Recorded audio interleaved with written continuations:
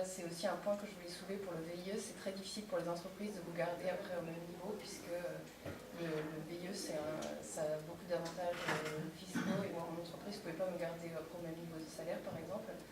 Et donc, j'entends ça de beaucoup de personnes qui ne continuent pas après le VIE, même si elles ont envie, ou les entreprises ont envie de les prolonger. Ça ne marche pas toujours, et donc moi, par exemple, mon entreprise ne prendra plus jamais de VIE parce qu'ils ont eu 2 expériences comme ça. Donc ça n'a pas trop dommage. Je reviens aussi sur la pluridisciplinarité. La pluridisciplinarité de la formation ADMI, parce que je me souviens, voilà, quand j'étais en cours, on avait des cours de droit, des cours de compta, je ne pensais jamais y toucher. Et là, comme voilà, on lance la société, elle est toute jeune, et ben finalement, voilà, je m'y colle à la comptabilité, c'est pas ce qui est le plus sympa. Mais voilà, la formation ADMI m'a vraiment permis de mettre un pied là-dedans. Et maintenant, voilà, quand je parle à des professionnels avec la banquière, je sais de quoi on parle et je suis pas perdu.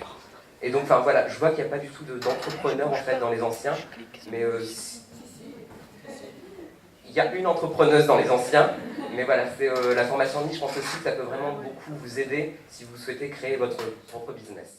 J'ai fait au début le sacrifice du salaire, parce que c'est pas évident pour une petite boîte d'embaucher quelqu'un qui sort de l'école.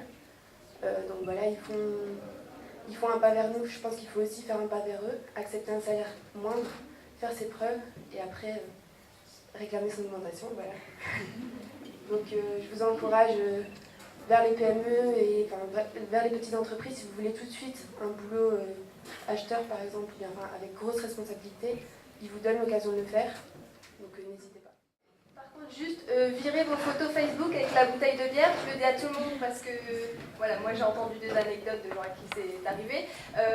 On se fait googler quand vous cherchez des stages, des boulots, enfin maintenant ça commence à savoir, mais il y en a encore qui oublient. Et que si vous avez changé votre photo 3 semaines avant de passer l'entretien sur Google, c'est peut-être encore la photo d'avant.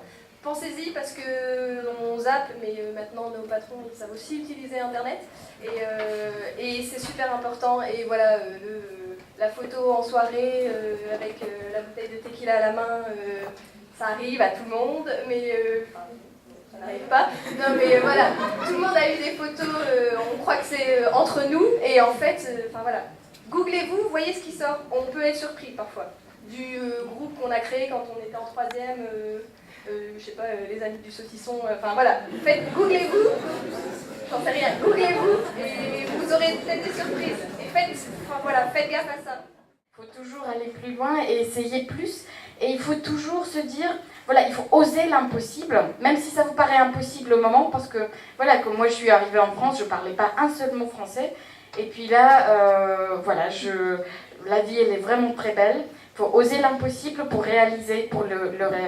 Voilà.